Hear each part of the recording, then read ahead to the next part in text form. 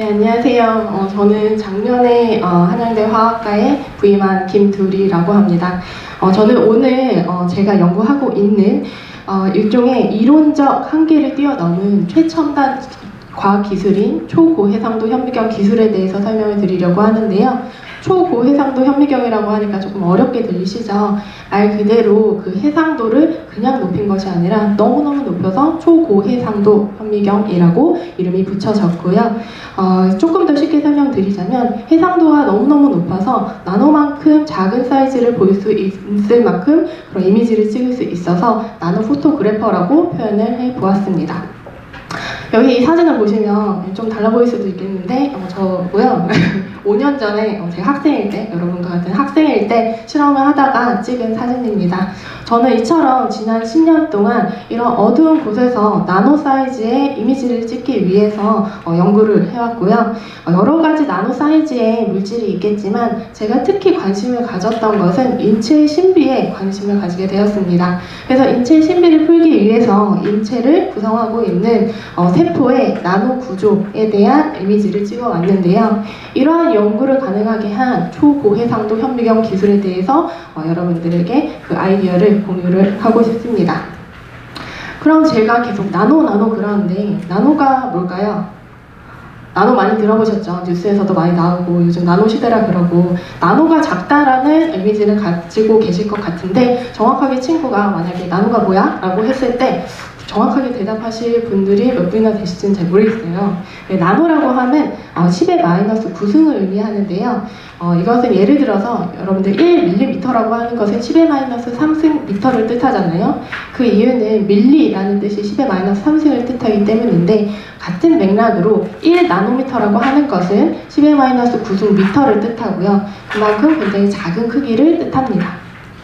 근데 10의 마이너스 9승이라고 하면 잘 와닿지 않으시죠? 그래서 얼마나 작은지를 알려드리면은 예를 들어서 우리의 머리카락을 하나 뽑아보면 굉장히 얇죠? 근데 그 단면이 10의 마이너스 4승 미터라고 해요. 근데 그러한 머리카락의 10만 분의 1의 크기에 해당하는 것이 바로 1나노미터라고 합니다. 저는 이렇게 작은 나노미터 사이즈의 구조에 대한 사진을 찍고 있고요. 그러면 과학에서 이렇게 사진을 찍는 것이 왜 중요할까요? 최근 들어서 과학자들은 이렇게 수치상으로 데이터를 간접적으로 보여주는 것보다 직접 이렇게 눈으로 직접적인 이미지로 보여주는 데이터를 선호하게 되었습니다. 그래서 여러분들 옛말에 이제 백문이 불여일견이다 라는 말도 있고 영어 속담에는 seeing is believing 이라는 말도 있잖아요. 그만큼 사람들은 이렇게 직접 보는 것에 대해 더 신뢰를 하게 되었는데요. 이런 선호도는 최근 들어서 이제 노벨 화학상 분야에도 이어져가 돼서 이제 최근 들어서 노벨 화학상 분야가 모두 이미징 관련 분야에 수여가 되었는데요. 예를 들어서 2008년에는 녹색 형광 단백질이 노벨 화학상을 받았고 오늘 말씀드린 초고해상도 현미경 기술은 2014년도에 노벨 화학상을 받았습니다. 그리고 2017년도에는 초저온에서 전자현미경을 찍을 수 있는 기술이 노벨 화학상을 받았고요. 이러한 사례들은 오늘날 이미징 과학기술의 큰 파급 효과를 의미하겠죠. 뿐만 아니라 오늘날 현미경 기술이 굉장히 중요하다는 것을 의미합니다. 그러면 이런 현미경 기술에 있어서 중요한 요소는 무엇일까요? 저는 해상도라고 말씀을 드리고 싶은데요. 여러분들 예를 들어서 여러분들 핸드폰을 사실 때 카메라를 가장 많이 사용하시니까 스펙을 보실 때 아마 그 핸드폰에서 가지고 있는 카메라의 화소, 해상도를 굉장히 유심하게 보실 텐데 해상도란 떨어져 있는 두 물체를 서로 구별할 수 있는 능력을 뜻합니다. 그래서 현미경에서는 그 해상도의 능력이 굉장히 중요한데요. 예를 들어서 기존의 현미경은 굉장히 해상도가 낮은데 이렇게 해상도가 낮은 현미경으로 우리가 세포 사진을 이렇게 찍고 그 안의 구조를 들여다보려고 하면은 해상도가 굉장히 낮기 때문에 그 자세한 구조는 알 수가 없습니다. 이러한 해상도의 한계는 이제 아베라는 과학자가 회절 한계라고 부르게 되었는데요. 이것은 빛의 회절이라는 현상 때문에 현미경에 있어서 극복할 수 없는 해상도의 한계가 존재한다라고 이해를 하시면 되고요. 쉽게 말씀드리자면 이렇게 굉장히 작은 잘 보이지 않는 이런 물체가 있다라고 했을 때 이것이 카메라에 찍힐 때에는 이 진짜 크기보다 실제 크기보다 훨씬 더 큰 크기로 빛의 회절 현상 때문에 훨씬 더 큰 크기로 카메라에 이렇게 맺히게 됩니다. 이렇게 실제 크기보다 더 크게 맺힌 빛은 어떤 문제를 가져오냐면, 여기 보시면 빨강색 두 점이 있잖아요. 실제 크기는 이렇게 작은데도 불구하고 그것이 카메라에 맺힐 때에는 그것보다 실제 크기보다 더 크게 빛의 크기로 맺히기 때문에 이들이 겹쳐짐으로써 그들을 잘 구별할 수 없음으로써 생기는 해상도의 한계를 우리는 회절 한계라고 부르고 있습니다. 그래서 예를 들어서 두 개의 물체가 멀리 떨어져 있을 때에는 그들 각각이 큰 빛을 만들지라도 그들이 멀리 떨어져 있을 때에는 이 빛이 겹쳐지지 않기 때문에 그들을 잘 구별을 할 수 있지만, 그들이 가깝게 올수록 그들이 만드는 빛이 겹쳐짐으로써 그들의 위치를 잘 가늠할 수 없음으로써 생기는 해상도의 한계를 바로 회절 한계라고 부르는 것인데요. 그런데 이런 회절 한계는 최근 들어서 이런 나노 시대에 있어서 과학자들에게 많은 어려움을 가져오게 됩니다. 나노 시대가 오면서 과학자들은 그냥 세포에만 관심이 있는 것이 아니라 세포 안에 있는 구조, 그리고 분자, 그리고 더 작은 원자까지도 관심을 가지고 보고 싶어 하는데요. 근데 방금 말씀드렸던 현미경의 해상도 한계 때문에, 아베의 회절 한계 때문에 300나노미터보다 더 작은 구조는 보기가 어렵게 됩니다. 하지만 과학자들은 이런 이론적 한계를 쉽게 받아들이지 않고 이것을 극복하고자 하는데요. 그래서 이러한 현미경의 해상도를 극복하고 과학자들이 보고 싶어 하는 연구를 하고자 합니다. 그래서 많은 시도들이 있었고, 결과적으로 이러한 과학자들의 많은 시도는 다양한 초고해상도 현미경 기술을 개발을 하게 되었는데요. 그 역사는 굉장히 짧지만 그 파급효과가 굉장히 커서 2014년도에 이 분야가 노벨 화학상을 받게 되었고요. 오늘은 이 기술의 아이디어에 대해서 간략하게 소개해드리려고 합니다.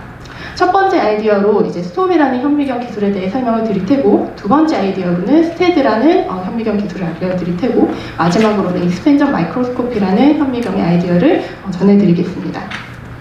그럼 첫 번째로 스톰이라는 현미경인데요. 이 기술은 제가 이제 한양대 화학과에서 전문적으로 하고 있는 기술이기 때문에 혹시라도 관심을 가지시는 분들은 저희 랩에 놀러 오시면 언제든 구경시켜 드릴 수 있고요. 이 스톰이라는 기술은 저희 박사과정 지도 교수님이셨던 하버드 화학과에 있는 샤오이 주앙 교수님께서 최초로 개발을 하셨습니다. 이 스톰은 사실 전묘화 기법을 기반으로 한 기술이라고 할 수 있는데요. 전묘화는 다들 배우셨죠? 중학교, 초등학교 때 배우셨을 텐데, 전묘화는 다들 아시다시피 이렇게 점으로 그 구조를 표현하는 방식입니다. 예를 들어서 우리가 별이라는 구조를 표현을 할 때, 우리는 이 별을 전묘화로 표현할 때 작은 점으로도 표현을 할 수 있지만 조금 더 큰 점으로도 표현을 할 수가 있게 되는데요. 근데 보시다시피 큰 점으로 이렇게 별의 구조를 표현을 하게 되면은 자세한 구조는 알 수가 없습니다. 예를 들어서 별의 꼭지점이 어디 있는지 정확하게 알 수가 없죠. 그 얘긴즉슨 점묘화에 있어서 해상도를 결정하는 것은 그 점의 크기와 밀도다라는 것을 알 수 있습니다.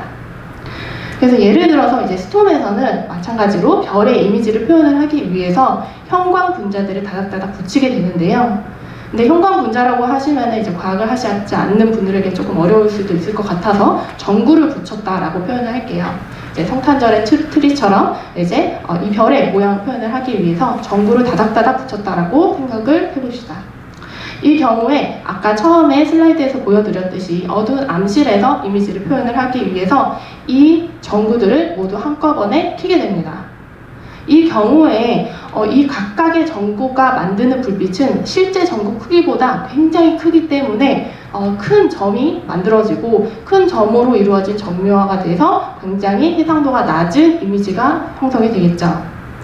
그래서 이러한 근본적인 문제를 해결하기 위해서 저희 지도 교수님은 굉장히 간단한 아이디어를 내시게 되는데요.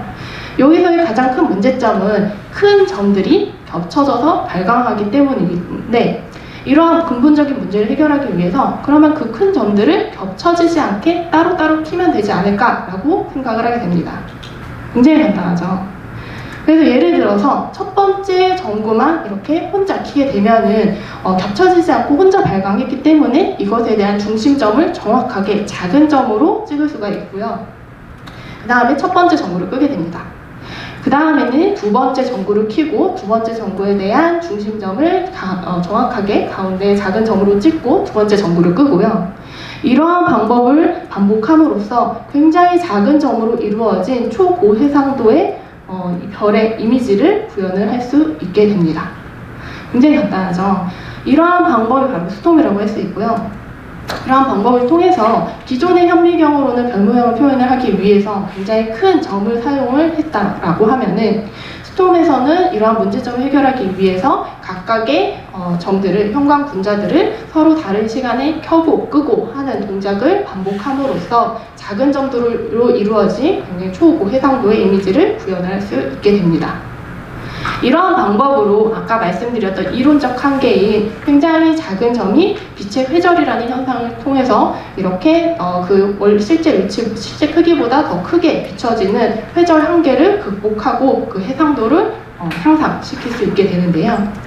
예를 들어서 이러한 스톤 기술을 이제 바이오 이미징에 적용을 할 때의 예를 보여드리면은, 예를 들어서 이제 세포의 뼈대와 같은 것을 이제 미세 소관이라고 부르는데요. 이 세포의 뼈대를 보기 위해서 우리는 이 세포의 미세 소관에 다닥다닥 형광 분자들을 붙이게 됩니다. 근데 이때 아까 말씀드렸던 이론적 한계에 의해서, 빛의 회절 현상에 의해서 각각의 형광 분자들이 실제 크기보다 더 큰 불빛을 만들고 걔네들이 겹쳐지기 때문에 이런 블러리한 이미지로 보이게 되는데요. 이러한 근본적인 문제를 해결하기 위해서 스톰에서는 이렇게 겹쳐진 발광체들을 서로 다른 시간에 겹쳐지지 않게 발광을 시키고 그들에 대한 중심점을 작게 잡아서 이런 작은 점들을 모아서 일종의 점유화 방식으로 초고해상도 이미지를 구현하게 됩니다. 이렇게 간단한 아이디어를 통해서 스톰은 해상도를 9나노미터까지 끌어올릴 수 있게 되었는데요. 9나노미터라고 하는 해상도는 어떤 의미를 가지고 있냐면, 방금 말씀드렸던 그 이론적인 해상도의 한계는 300나노미터인데 이것을 30배 이상 향상시킨 굉장히 초고해상도 테크닉이라고 할 수가 있습니다. 그래서 이렇게 간단한 아이디어로 시작한 스톰은 생각보다 많은 과학자들에게 도움을 주었는데요. 그래서 지금까지는 보지 못했던 300나노미터보다 더 작은 세계를 볼 수 있게 해주었습니다. 그래서 몇 가지 이미지를 보여드리면, 예를 들면 세포의 뼈대와 같은 이제 미세 소관이 기존의 현미경에서 이렇게 겹쳐져 보였는데 스톰을 통해서는 각각 따로따로 분리해서 볼 수 있었고요. 그리고 이제 사람들은 단백질을 어떻게 상호작용하는지 궁금하게 생각하는데, 기존의 현미경에 있어서는 이렇게 굉장히 겹쳐져 보이던 두 가지 서로 다른 단백질들이 이렇게 나노미터에서 상호작용을 한다는 것도 새롭게 보일 수가 있었고, 우리의 신경세포에서 이제 뼈대와 같은 액틴이 기존의 현미경에서는 이렇게 희뿌옇게만 보였는데 이것이 스톰으로 들여다보니 이제 링 스트럭처로 이제 뱀 모양을 가지고 있다는 것을 확인을 할 수가 있었고, 그리고 마지막으로는 이제 정자인데 이제 스펌에서 칼슘 채널이 이제 4개로 이루어져 있다는 사실도 스톰을 통해서 최초로 밝혀지게 되었습니다. 이처럼 이제 굉장히 간단한 아이디어로 시작한 스톰이 사람들의 볼 수 있는 능력을 굉장히 넓게 만들어 주었고요. 그럼 다음 테크닉에 대해 소개를 드리겠습니다. 다음 아이디어는 이제 스테드라는 테크닉인데요. 이 스테드라는 테크닉은 독일의 과학자이신 스테판 헬 교수님께서 개발을 하신 기술이고요. 이 기술도 방금 말씀드렸던 스톰과 같은 방식으로 점유화 방식인데, 점유화 방식에서 초고해상도를 만들기 위해서 더 작은 점을 만드는 방식입니다. 근데 그 더 작은 점을 만드는 원리가 조금 스톰이랑 다른데요. 예를 들어서 아까도 말씀드렸듯이 실제 크기는 굉장히 작지만 카메라에 맺힐 때는 빛의 회절 현상 때문에 더 크게 맺힌다라고 말씀을 드렸는데, 이 현상을 보고 힐 교수님께서는 이러한 근본적인 문제를 해결하기 위해서 그러면 이 큰 빛의 회절 현상 때문에 커진 이 빛의 가장자리를 빛을 꺼버리면 어떨까라고 생각을 하시게 됩니다. 이것도 굉장히 간단하죠. 그래서 이 가장자리의 빛을 끄기 위해서 추가로 빛을 끌 수 있는 빛을 새로운 빛을, 두 번째 빛을 넣어주게 되는데요. 이 주황색 빛은 이 파란색 빛을 꺼주는 역할을 하게 되고요. 근데 가운데 빛은 살아남겨야 되잖아요. 그래서 가운데를 뻥 뚫은 도넛 모양의 빛을 추가로 넣어주게 됩니다. 그래서 이 두 가지 빛을 이렇게 합치게 되면은 가운데 빛만 살아남아서 이렇게 작은 점을 만들 수가 있겠죠. 그래서 이렇게 간단한 아이디어를 통해서 이제 기존의 현미경으로는 이렇게 크게 보였던 빛의 형상이 스테드를 통해서는 이렇게 작은 점을 만들 수가 있었고요. 이러한 원리를 통해서 기존의 현미경에서는 이제 큰 점으로 이루어진 굉장히 해상도가 낮은 이미지였다면, 스테드에서는 작은 점으로 이루어진 초고해상도 이미지를 구현을 할 수가 있었습니다. 이러한 기술을 통해서 이제 기존의 현미경에서는 이렇게 그냥 겹쳐져만 보였던 두 가지 서로 다른 단백질들이 스테드를 통해서 이렇게 예쁜 꽃 모양을 이루고 있다는 것도 밝혀졌다고 합니다. 그러면 마지막 기술을 소개해 드릴게요. 마지막 기술은 이제 익스펜전 마이크로스코피라는 기술인데요. 이 기술은 MIT에 있는 이제 에드보이드 교수님께서 개발하신 기술입니다. 이 기술은 앞서 설명드린 스톤과 스테드랑은 조금 다른 기술이라고 설명드리고 싶은데요. 스톤과 스테드는 이제 그 광학 현미경의 일종으로, 광학 현미경이라고 하는 것은 이런 작은 애들을 보기 위해서, 맨눈으로 보기 위해서 돋보기를 사용했다라고 생각을 하시면 되고요. 근데 에드보이든 교수님은 그러면 돋보기를 사용하지 않고도 이 작은 애들을 맨눈으로 볼 수 없을까라고 생각을 하시게 됩니다. 그러기 위해서 생각에 역발상을 하게 되는데, 그래서 작은 애들을 맨눈으로 보기 위해서 이 작은 애들을 그러면 뻥튀기를 시키면 되지 않을까라고 생각을 하게 됩니다. 굉장히 신선하죠. 그래서 이러한 방법을 이제 물리적 확대라고 부르고요. 그래서 그 샘플, 작은 샘플을 뻥튀기 시키기 위해서 에드보이든 교수님은 이런 고분자를, 특정 고분자를 이용을 하게 되는데요. 이 고분자는 물을 굉장히 흡수를 잘하는데, 물을 흡수하게 되면 그 부피가 4배만큼 커진다고 합니다. 예를 들어서 애기 기저귀 같은 경우에는 수분을 굉장히 많이 흡수해야 되잖아요. 그래서 이런 애기 기저귀에 이런 고분자들이 많이 쓰인다고 하는데, 그래서 이런 아기 기저귀에 쓰이는 고분자를 가지고 우리가 보고자 하는 세포를 이제 그물망으로 엮게 됩니다. 그 다음에 물을 왕창 넣어주게 되면 얘네들이 4배로 불어나겠죠. 그럼 4배로 불어난 샘플을 가지고 굉장히 해당도가 낮은 기존의 현미경을 가지고 샘플을 찍게 되면 저절로 해상도가 4배 향상되는 효과를 얻을 수 있겠죠. 이러한 원리를 통해서 이제 70나노미터 되는 해상도를 얻을 수 있는 방법이 익스펜전 마이크로스코피고요. 이것도 굉장히 간단한 아이디어를 통해서 기존에는 이렇게 겹쳐져 보였던 세포의 그 뼈대와 같은 미세 소관을 구별해서 볼 수가 있었고, 그리고 기존의 현미경을 통해서는 이렇게 알 수 없었던 두 가지 프로틴이 어떻게 인터랙션 하는지도 이 익스펜전 마이크로스코피를 통해서 정확하게 확인을 할 수가 있었습니다. 그래서 지금까지 이렇게 초고해상도 현미경 기술인 3가지 기술을 소개해 드렸는데요. 이러한 기술은 굉장히 간단한 아이디어를 통해서 모든 사람들이 극복할 수 없는 한계라고 생각했던 그 부분을 극복을 하고 세상을 바꾼 기술입니다. 근데 여러분들이 보셨다시피 굉장히 세상을 바꿨음에도 불구하고 굉장히 간단한 아이디어부터 시작을 하죠. 근데 그런 간단한 아이디어만으로 이렇게 세상을 바꿀 수 있는 기술이 가능했었던 것은 아니고요. 그 뒤에는 오늘 이제 시간 관계상 다 말씀을 드리지는 못했지만 수많은 과학자들의 많은 노력과 시도가 있었다고 말씀을 드리고 싶습니다. 그래서 저는 이런 점들을 케미스트리라고 말씀을 드리고 싶은데요. 왜냐하면 저같이 이제 화학하는 사람들은 케미스트리를 종종 chem is try라고 부르기 때문입니다. 그래서 이렇게 한계를 극복하기 위해서는 이런 간단한 아이디어뿐만이 아니라 여러분들의 많은 노력과 많은 시도가 필요하다라고 말씀을 드리고 싶고요. 그래서 오늘 톡을 통해서 제가 여러분들에게 전달드리고 싶은 메시지는, 여러분들이 인생을 사시는 데 있어서 앞으로도 많은 시련과 이런 한계를 만나시게 될 텐데, 그럴 때 이렇게 생각보다 모든 사람들이 이것은 불가능할 거다라고 이야기를 할지라도 생각보다 간단한 아이디어로, 하지만 근본적인 문제를 해결할 수 있는 간단한 아이디어로 여러분들의 노력과 여러분들의 시도, 일종의 케미스트리가 있다면 어떤 그 한계도 극복할 수 있다라는 점을 말씀드리고 싶습니다. 그래서 마지막으로 여러분들의 인생에 있어서 앞으로 이러한 한계를 극복할 수많은 도전을 응원드리고 싶습니다. 네, 감사합니다.